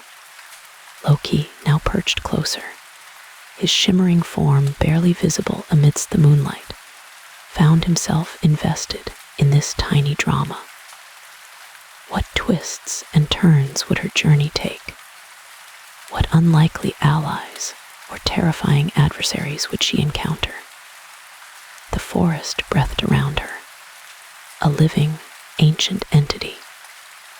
Elara, utterly unaware of the cosmic interest she had attracted, simply existed, a testament to the stubborn will of life. The sounds of the forest, the hoot of an owl, the rustle of leaves, the distant cry of a fox, formed a strange, wild lullaby. She was utterly vulnerable, yet utterly alone, a paradox of existence. The moon cast its gentle, silvery light down upon the forest, illuminating tiny patches of moss and the delicate veins of fallen leaves. Elara, a tiny speck of magic, lay waiting, a world of potential contained within her fragile shell. Her journey had taken an unexpected, astonishing turn, a grand detour from the life she was destined for. What future awaited her in this strange, new world? The night held its secrets close, but for now, she rested, gathering her strength. The giant was gone, a fleeting, terrifying memory. Her parents mourned, their grief a silent, aching void in the depths of the lake. But Elara lived, a tiny, improbable miracle, a testament to the resilience of life. The wind whispered through the trees, a soft, murmuring voice. The forest, vast and ancient, was now her new, unexpected home. And within her, the spark of life, though minuscule, burned bright, a beacon of hope in the vast, dark wilderness. The giant's shadow loomed. It stretched, long and dark, across the water. Elara felt the immense pull. The current swirled, strong and relentless. She was a tiny speck, a mere fish egg. Scrimsley's gaping maw drew closer. The water rushed, a roaring torrent. It was a terrifying, all-consuming sound. Her small form tumbled helplessly. She spun within the vortex. This was it, the final moment. Fear, cold and sharp, pierced her. Elara braced herself for oblivion. Then a flicker, a disturbance. It wasn't a ripple, not a wave. It was something internal, something within Scrimsley. A sudden, unexpected sensation. A tickle, perhaps. A subtle irritation. It began deep within his enormous throat. It was just a whisper at first, a tiny, bothersome itch. But it grew rapidly. It became a persistent, nagging sensation. It prickled, it scratched. It demanded his attention. Scrimsley paused. His massive throat constricted. His eyes, fixed on the water, widened slightly. He felt it, a strange, new discomfort. The tickle intensified. It transformed into a full-blown itch, an insistent, maddening urge. It clawed at his insides. Scrimsley's eyes watered. A low rumble escaped his chest. It was a sound of growing annoyance. He tried to ignore it. He focused on his thirst. He needed to drink. He needed to fill his vast stomach. But the itch persisted. It demanded a reaction. It became unbearable. A cough began to build. It started as a small, involuntary twitch. Then it grew a tremor. It became a deep, resonant rumble. It shook his immense frame. Scrimsley gasped. His throat convulsed. The water, already within his mouth, sloshed violently. He fought it, he resisted. But the urge was too strong. It overwhelmed his will. His body rebelled. A mighty, earth-shattering cough erupted. It tore through the air. The sound boomed across the landscape. Trees shivered, rocks trembled. Water exploded from his mouth. It sprayed outwards, a geyser. Fish, caught in the deluge, flew through the air. They landed with wet thuds. A cascade of water mixed with small, wriggling forms rained down. Elara, a tiny, fragile sphere, was among them. She was propelled upwards. She sailed through the air. Then she landed gently in a small, grassy hollow. It was a miracle, a sudden, unexpected reprieve. She was safe. For now. Scrimsley roared. It was a roar of frustration. He coughed again, a series of deep, guttural hacks. His massive hand rose. He rubbed his throat, a futile gesture. What was that? A strange, internal disturbance. He had never felt such an irritation. It was maddening, truly infuriating. His thirst remained unquenched. His hunger still gnawed. He glared at the lake. It seemed to mock him. Loki watched from afar. He smiled, a slow, knowing smile. His illusion had worked. The tiny, persistent irritation. It was a simple trick, yet it was perfectly effective. He had woven a thread of discomfort. He had placed it precisely. It was a masterful touch. Scrimsley, for all his might, was vulnerable to annoyance. Loki's plan unfolded. The giant leaned down again. His massive head dipped. He tried once more. He opened his mouth wide. The lake water rushed in, but just as he began to gulp, it happened again. A sudden, sharp cramp. It seized his enormous calf. A searing pain shot through his leg. Scrimsley yelped. He straightened up abruptly. Water sloshed from his mouth. He cursed loudly. His voice echoed. He peered down at his leg. He rubbed the muscle. It throbbed angrily. What was wrong today? Everything seemed to conspire against him. The lake, usually so compliant, was a source of endless frustration. He tried to stretch. The cramp persisted. It was a stubborn, nagging pain. He grumbled, a deep, rumbling sound. He needed to drink. He felt parched, desperate. Loki, unseen, chuckled softly. Another subtle nudge. A touch of discomfort. A shift in the giant's internal balance. It was all a delicate dance. He was a puppeteer. Scrimsley, his unwitting puppet. The giant's frustration grew. It was a potent fuel. Loki intended to stoke that fire. He planned to make Scrimsley abandon his hunt. Scrimsley, still rubbing his leg, tried a third time. He lowered himself cautiously. He focused his immense will. He would not be deterred, not by a cough, not by a cramp.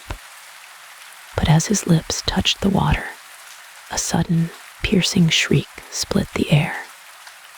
It was a high-pitched, grating sound. It seemed to come from everywhere. It vibrated through his very bones. Scrimsley recoiled. He clapped his hands over his ears. The sound was unbearable. It was like 1,000 tiny needles. It pierced his eardrums. He looked around wildly. What was that noise? There was nothing visible. No creature, no bird, just the shrill, maddening cacophony. It grated on his nerves. It made his teeth ache. Loki had conjured it. A sound only Scrimsley could hear. A specific frequency, designed to irritate, to distract, to torment. It was a symphony of annoyance, a chorus of frustration. The giant stomped his foot. The ground trembled. He roared his defiance. But the shriek continued. It pulsed. It vibrated. It drove him to distraction. He tried to ignore it. He tried to focus on the water. But the noise was relentless. It drilled into his mind. It made his head throb. He swayed slightly. He felt disoriented. His vision blurred. He couldn't concentrate. He couldn't drink. The thirst became secondary. The overriding urge was to escape the sound, to find silence. Scrimsley roared again. A sound of pure, unadulterated rage. He slammed his fist into the ground. A small crater appeared. He stood up straight. His massive chest heaved. He glared at the lake. It seemed to hum with the maddening sound. This was impossible. This was an affront. He could not drink. He could not rest. He turned away from the water. He paced back and forth. His steps were heavy, thunderous. He muttered to himself. Curses escaped his lips. The lake was cursed. It must be. Never before had he encountered such resistance, such an array of annoyances. It was as if unseen forces conspired. They worked against him. They prevented his simple need. He looked back at the glistening surface. It shimmered innocently, but he knew better. It held some malevolent magic, some hidden trickery. He could not overcome it, not today. His frustration boiled over. It simmered, it frothed. His immense patience, usually boundless, had run out. It was utterly exhausted. He threw his head back. He let out a frustrated bellow. It echoed across the valleys. He stomped his foot again, a deeper tremor. He turned his back on the lake. He would not waste another moment, not on this accursed water. He was defeated, not by strength, not by cunning, but by endless, petty annoyances, by unseen hands. Scrimsley began to walk away. His strides were long. His shoulders slumped. He cursed the lake. He cursed the day. He cursed the very air. He vowed never to return. This hunt was a failure. A humiliating, frustrating failure. He disappeared into the distant trees. His thunderous footsteps faded. The earth settled. Silence returned. A vast, peaceful silence. Loki emerged from his hiding place. He moved with a light step. His eyes scanned the ground. He looked for the tiny egg, the one that held Elara. He knew exactly where she was. His magic guided him. He approached the grassy hollow. There she was, a minuscule, perfect sphere. She pulsed faintly, a soft, inner glow. He knelt down. His large hand, surprisingly gentle, reached out. He carefully cupped her. She rested in his palm. She was so small, so delicate. He smiled. A genuine, tender smile. He had protected her. He had seen her through the danger. He had fulfilled his promise. He had ensured her safety. He stood up slowly. He looked around the now quiet lake. The water rippled gently. The sun began to set. Golden light bathed the landscape. It was a beautiful, peaceful scene, a stark contrast to the earlier chaos. The giant was gone. His threat had receded. Elara was safe. She was ready for her transformation. Loki held her close. He felt her tiny life, her potential. He would take her back to the warmth, back to the safety, back to the place where she could grow, where she could change, where she could become the magnificent creature she was destined to be. His task was nearly complete. Just one final step, one last act of magic. He thought of the prophecy, the ancient words, the promise of a new form, a new beginning. Elara, the fish egg, would soon be no more. In her place, something wondrous would emerge, something powerful, something beautiful. He felt a sense of quiet satisfaction. His intricate plan had unfolded perfectly. Every detail, every subtle intervention. He felt a connection to her. This small, vulnerable life. He had guided her. He had protected her. He had been her unseen guardian. It was a responsibility he had taken seriously, a task he had performed with care. Even Loki, the trickster, had moments of genuine purpose, moments of true dedication. This was one of them. He began his journey back. His steps were soft. He moved through the twilight. The air cooled. Stars began to appear. They twinkled in the darkening sky. A gentle breeze rustled the leaves. The world seemed to sigh. A collective breath of relief.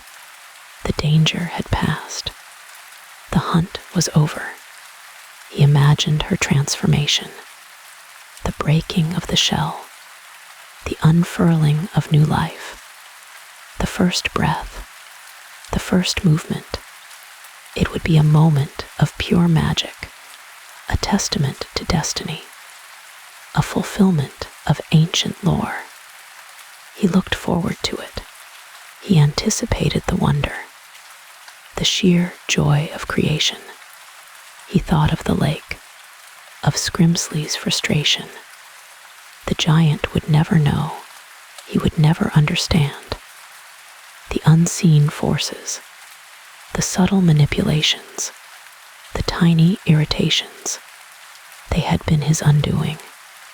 Not strength, not brute force, but the quiet, persistent magic of a trickster god, a testament to cunning.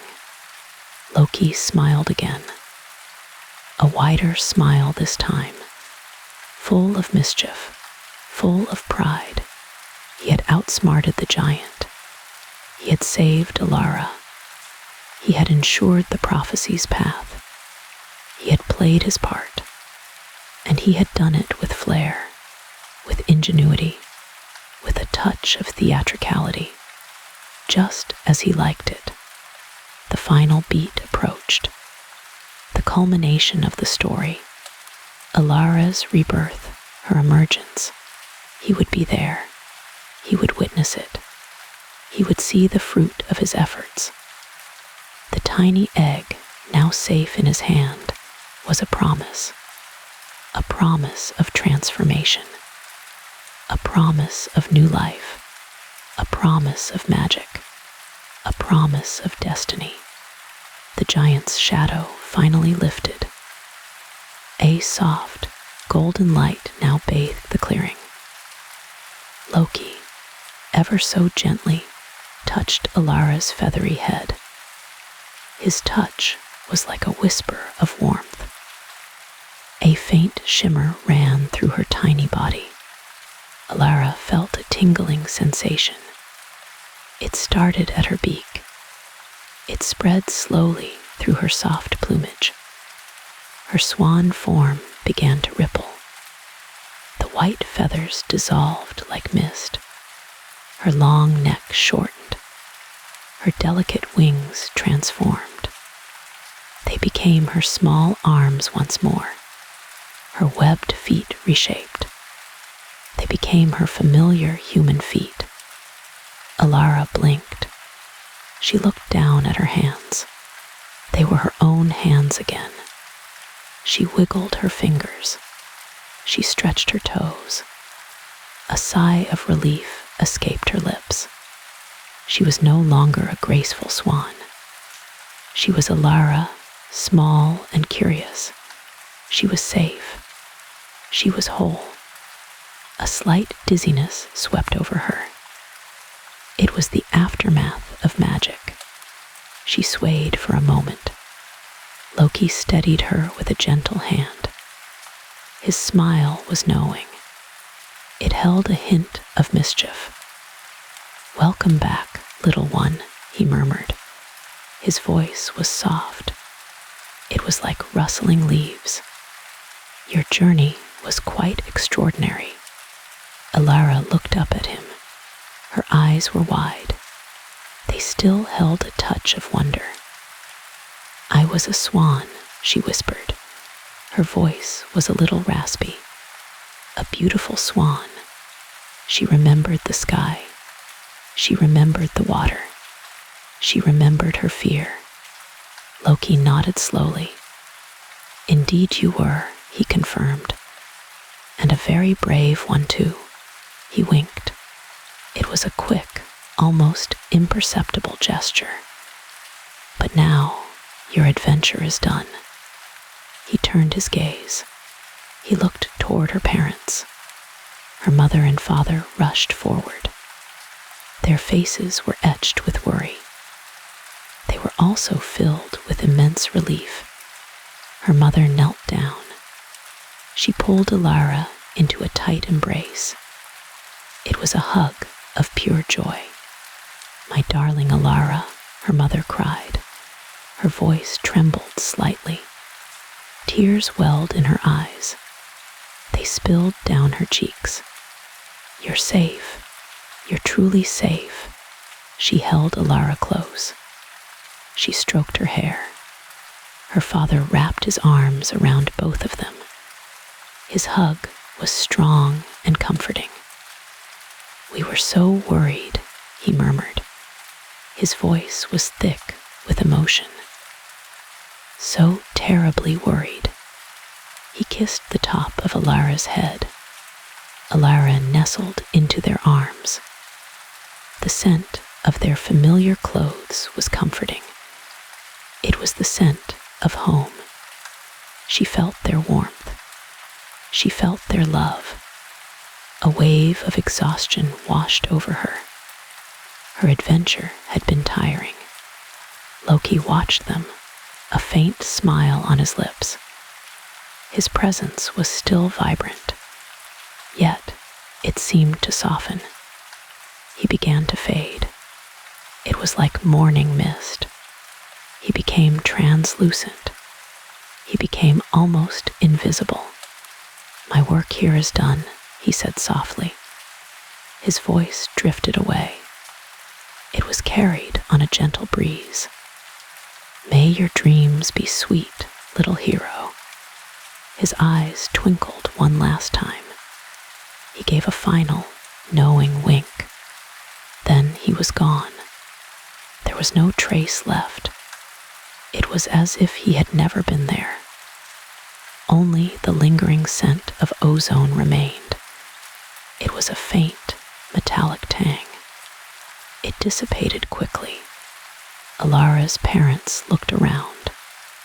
They looked at the empty space. They looked at each other. A shared understanding passed between them.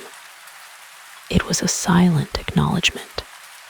They had witnessed something profound. "He's gone," Elara's father said. His voice was filled with awe. Just like that. He shook his head slowly. He was still processing it all. The events seemed unreal. "A god," Elara's mother whispered. Her eyes were wide. "A true god." She held Elara even tighter. She felt a profound gratitude. Her daughter was safe. The moon rose higher in the sky.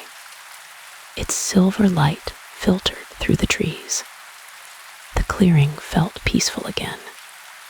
The fear had truly vanished. Only a quiet calm remained. Elara yawned a wide yawn. It was a sleepy, contented sound. "I'm tired, Mama," she murmured. Her eyelids felt heavy. They drooped over her eyes. "So very tired." "Of course, my love," her mother said gently. She stood up, still holding Elara. Her father helped them both. He supported Elara's weight. He was strong and steady. They began the walk home. The path was familiar. It was winding and narrow. The trees whispered secrets. They rustled in the gentle breeze. The night air was cool. Elara leaned against her mother. Her head rested on her shoulder. She closed her eyes. She thought of her journey. She thought of the giant. She thought of Loki. She remembered the vastness of the sky. She remembered soaring high above the clouds. She remembered the world stretched out below. It looked like a patchwork quilt. She remembered the chill of the lake water. She remembered diving deep beneath the surface. She remembered the fish. They darted among the reeds. Their scales shimmered. She remembered the fear. It had been a cold knot. It had been in her stomach. But she had been brave. She had faced the giant. She had helped Loki. She smiled faintly. She had been a swan, a magnificent white swan. She had flown. She had swum. She had survived. It was an amazing adventure. Their little cottage came into view.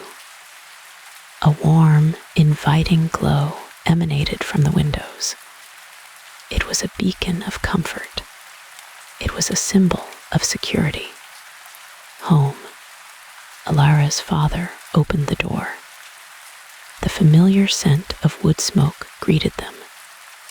It was mingled with fresh bread. It was a comforting smell. They stepped inside. The fire in the hearth crackled merrily. Its flames danced. They cast flickering shadows. They painted the walls. The room felt so cozy. It felt so safe. Her mother gently laid Elara down. She placed her on her small bed. The blankets were soft. They were warm and inviting. Elara snuggled into them. Her father pulled up a chair. He sat beside her bed. He reached out. He gently stroked her hair. His hand was large. It was reassuring. "You were so brave, Elara," he whispered. His voice was full of pride. "We are so proud of you." He smiled down at her. His eyes were full of love. Elara murmured sleepily. She was almost asleep. Her mind was drifting. It was floating on the edge of dreams. She felt so safe. She felt so loved. Her mother tucked the blankets around her. She hummed a soft lullaby. It was an old tune. It was comforting and familiar. It filled the quiet room. Elara's eyes fluttered open. She looked at her parents. Their faces were close. They were filled with tenderness. She reached out a small hand. Her mother took it gently. She held it tight. Her father held her other hand. Their warmth enveloped her. It was a shield against the dark. "The giant is gone," Elara whispered. Her voice was barely audible. It was a sleepy question. She needed to be sure. "Gone, my love," her father assured her. His voice was calm. "Vanished completely." He squeezed her hand. "He won't trouble anyone anymore." Elara sighed contentedly. A wave of peace washed over her. The scary giant was just a memory. It was a distant, fading image. She closed her eyes again. Her breathing became even. It became deep. She was sinking into sleep. It was a deep, restorative sleep. Her mind wandered. It drifted through soft, pleasant images. She saw fields of golden grain. They swayed in a gentle breeze. Each kernel seemed to sparkle. She saw fluffy clouds. They were like swans down. They floated across a peaceful sky. She imagined herself drifting on them. It felt incredibly soft. She saw tiny, iridescent fish eggs. They shimmered under cool water. They were clustered among smooth, round pebbles. They looked like precious jewels. She remembered the cunning of the gods. She remembered Loki's cleverness. He had protected her. He had saved her. She was safe. A gentle smile touched her lips. She was protected. She was loved.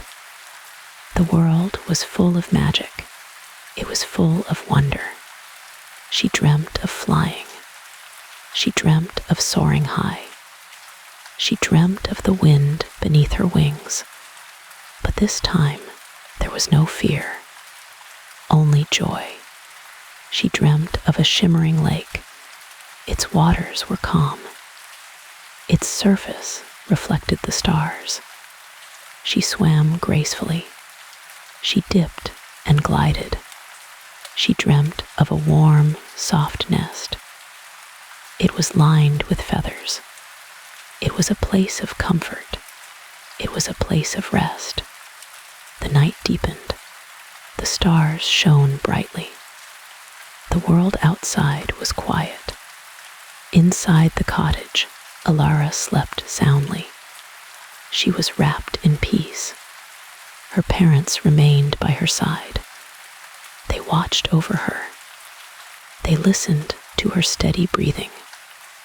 They cherished the quiet moment. Their daughter was home. They were immensely grateful. Grateful for her safety. Grateful for her return.